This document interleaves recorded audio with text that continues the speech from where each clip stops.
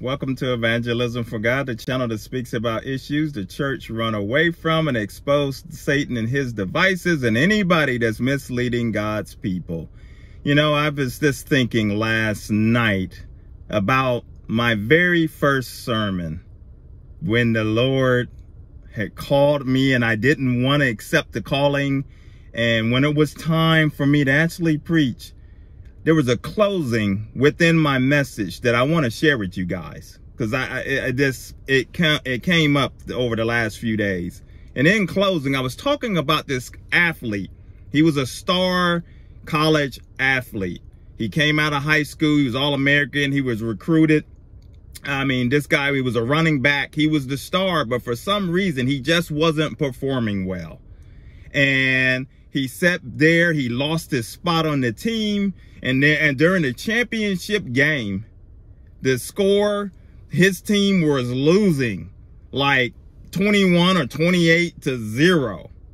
And to make matters worse, the star running back for the team that was ahead of him that took his spot broke his leg. And it came to a point where now he had to go in the game. But what had happened was, if I remember the story correctly, what had happened was during practice in the week, he received a note. Nobody knew what that note was. But during this halftime, the coach decided to put him in. And once he got in, they scored immediately. Long story short, they ended up winning the game 35-28. And the coach asked him, after all of this big celebration, what happened? We recruited you right out of high school. We knew you can do it. What happened? Why today? And the coach said, why now? Why? We recruited you. We knew you can do it. Why now? And the player said, you know, coach, when I got that note told me that my father had died. But my father, he was blind. But one thing, he loved the Lord. And when I got out there on that field this day, I knew he was looking from the windows of heaven, looking down upon me, and I played this game for him.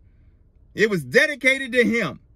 And you see, we are out on the battlefield for the Lord, our game, the game plan. The Lord has given us the game plan, his word. The game plan, how to conduct ourselves, how to operate, how to do spiritual warfare, how to do all of those things. And we're out there. And the Lord is looking at us. Angels are watching and celebrating when a soul comes to Christ. But unfortunately, we're not out here. We're out here acting lost as Christians, not doing what we're supposed to do. Don't want to follow what he's told you to do. Don't want to even try to seek what he wants you to do. We want to do what we want to do. We come up with our little plans and our little ideas and things that he has something totally else planned for you different. And we go about our own lives without seeking him and not walking in the path that he's laid out for us. And he's watching us because he wants us to finish. Because on that sermon, when I preached that day, I was preaching from Hebrews chapter 12, where it says, therefore, we're surrounded by a great cloud of witnesses. And them great witnesses, what that scripture was talking about was the witnesses from chapter 11 in Hebrews. All of those people that died in faith. And guess who's in there? Samson is one of them that's in there. I mean, you got people that talked about people being stoned, sawed in two, stood their ground for the faith. And right now we have people that we're out here, we're standing ground. People that are standing with me, and there's other people preaching the gospel, trying to tell the truth, sounding an alarm, letting you know the king is coming. Get yourself right. Run the game, operate in the game, and put your best out there, because the Lord is watching us. And as you know, in this channel, we call out false prophets, we call out false teachers, because they're not part of the game. They're part of the strategy to get us out of the game, take us off of the battlefield. You know, that's Satan's #1 objective. Get us off the battlefield. Kill, steal, destroy.